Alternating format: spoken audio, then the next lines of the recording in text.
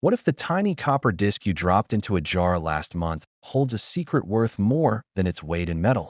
Today's featured pennies are two seemingly ordinary Lincoln cents hiding extraordinary stories.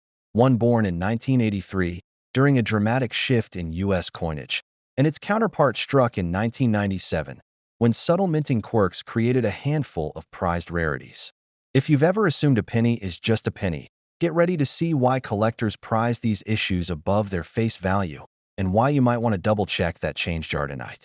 Starting with the 1983 1-cent piece, most collectors picture that year as the moment the U.S. Mint fully transitioned from a solid copper planchet to a lightweight zinc core clad in a thin copper layer. Official records show over 11 billion of these zinc pennies poured out of Philadelphia and Denver that year, making them among the most common modern cents. Yet, hidden among those billions are fewer than a dozen that slipped through on old copper blanks. Those few survivors exist because planchets left over from the pre-1982 copper era accidentally made it into circulation, an error so rare that each piece is treated like a key to a secret minting vault. Back in the early 1980s, surging copper prices pushed the mint to save cost by switching to a 97.5% zinc core, plated with 2.5% copper. While most copper planchets had been drained from the hopper, quality control lapses allowed a handful of the 95% copper discs to be struck with the standard Lincoln cent die. Numismatists believe these errors occurred right at the changeover in mid-1982, when Mint employees were balancing production demands with the introduction of the new composition. In 1983, those few remaining copper blanks, intended for the older cent, were still in the inventory, and when one wound up in the coin press, history was made. Identifying an authentic 1983 copper planchet penny is surprisingly straightforward once you know what to look for. First, the weight jumps from the standard 2.5 grams of zinc to about 3.1 grams, the telltale heft of copper. Second, the color reads a richer red, not the duller, paler hue of the copper-plated zinc cents. Under magnification, the edges on genuine copper pieces often show a slightly mismatched layer where the copper die struck the heavier blank. Finally, professional grading services will certify these as 95% copper pieces, often labeling them as off-metal errors, an instant red flag for serious collectors. What makes these coins truly rare is the sheer scarcity. While billions of zinc cents were minted, mint logs and error tallies suggest fewer than 10 survivors of the 95% copper error are confirmed today. When one of these surfaced in the early 2000s, it sold in an eBay auction for over $13,000, surprising even seasoned collectors. Since then, examples graded in mint state, MS63 to MS65, have commanded prices ranging from $15,000 to over $30,000 at major auction houses, depending on eye appeal and surface quality. Auction records paint an exciting picture. In 2010, Heritage Auctions offered a PCGS-authenticated MS65RD 1983 copper planchet cent that fetched $22,400. 5 years later, a similar coin graded MS66RD soared to $28,500, illustrating how demand among specialists has surged.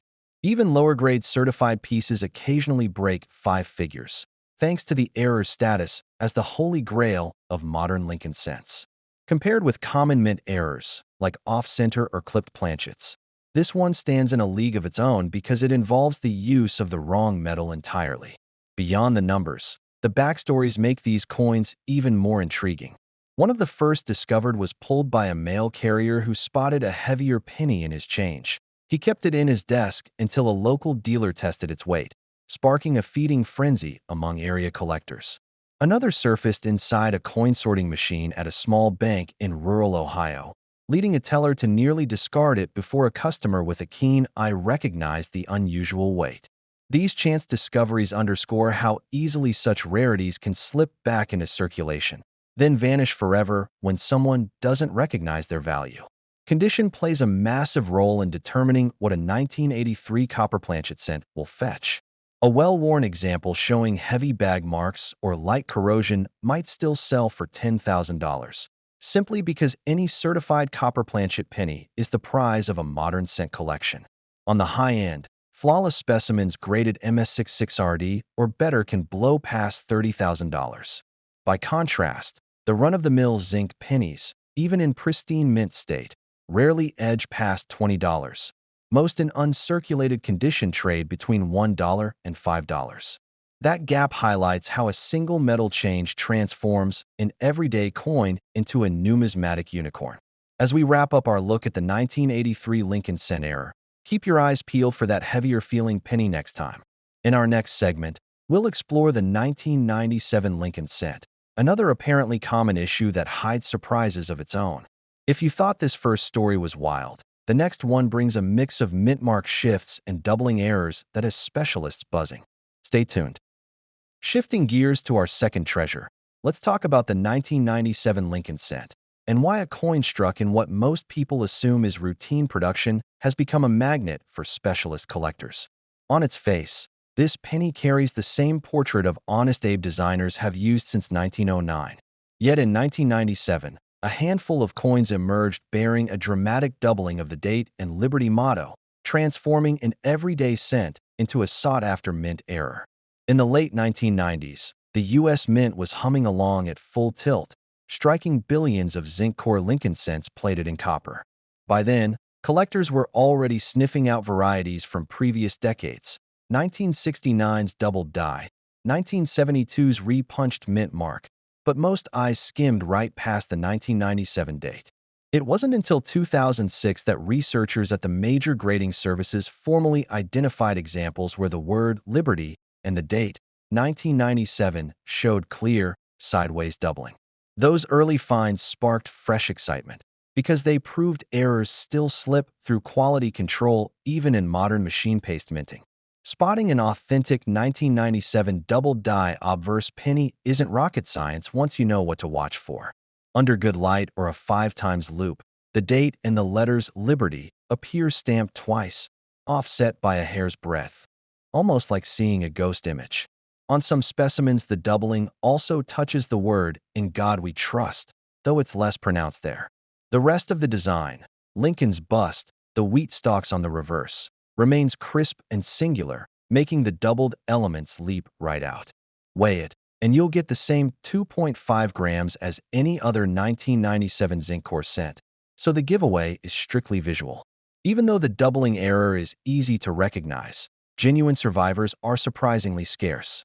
Grading houses report fewer than 200 certified examples of the 1997 Doubled Die Obverse in their archives, and many of those are low-grade or poorly struck. The Mint's own error logs never publicly acknowledge these modern die varieties, so researchers pieced together Mint production shifts and die pair records to estimate how many coins passed through before the flaw was corrected. By most accounts, the die that caused the doubling was used for only a few hours before being swapped out, making these coins a snapshot of a fleeting moment on the pressroom floor. Market interest ignited almost immediately after the variety went public. In 2007, one PCGS-graded MS63 example sold for just over $150 at a regional auction, modest by numismatic standards, but huge compared to the penny's face value. A year later, an MS65 piece commanded $450, and by 2015, a clean MS66 doubled die fetched $1,200 at heritage auctions. The current sweet spot tends to be MS67, where coins typically trade between $2,500 and $3,500, depending on strike clarity and eye appeal. A flawless MS68 with razor-sharp doubling can breach $5,000, easily outpacing many classical U.S. coins in the marketplace. Beyond the headline sales, some of the most captivating stories involve happy accidents.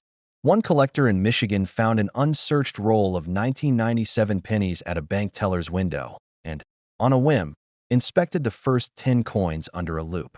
There it was, a perfect doubled Liberty, nestled between two perfectly normal pennies. He went back and purchased the remaining rolls, netting 4 more examples, 2 of which he later donated to a university coin club for study. Another turned up at a small coin show in Atlanta when a dealer, noting oddly thick numerals, pulled it from a tray of unslabbed cents. Word spread so fast that weekend traders recirculated it until it landed on eBay, where it sold within minutes. Like any modern error, condition defines the ceiling on value.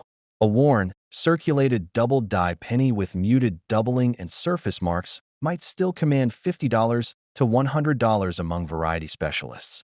Uncirculated MS60 or MS62 examples usually fall in the $200 to $400 range, attractive to collectors on a budget. Once you climb to MS65 or higher, values escalate quickly. MS65 pieces often trade for $800 to $1,200, and MS66 can push $2,500 or more. Beyond grading, eye appeal, the way the coin catches light, the contrast of the doubling, can add thousands to the hammer price when the coin hits the block. What makes the 1997 Doubled Die Obverse so compelling isn't just the numbers, though. It's proof that even in our digital age, when the mint uses automated process controls and electronic die reviews, the human element still matters. A misaligned hub or an unnoticed second impression can slip into mass production no differently than it did in 1955 or 1909. For seasoned collectors, finding one of these pennies isn't just about profit. It's about owning a piece of minting history that links the past to the present. As we prepare to bring our journey to a close, remember how these two coins, an accidental copper planchet from 1983 and a fleeting double die from 1997, challenge everything we think we know about modern cents. Up next, we'll tie together the lessons these rarities teach us about vigilance, research, and the thrill of the hunt, because sometimes the most extraordinary stories hide in the change jingling in your pocket.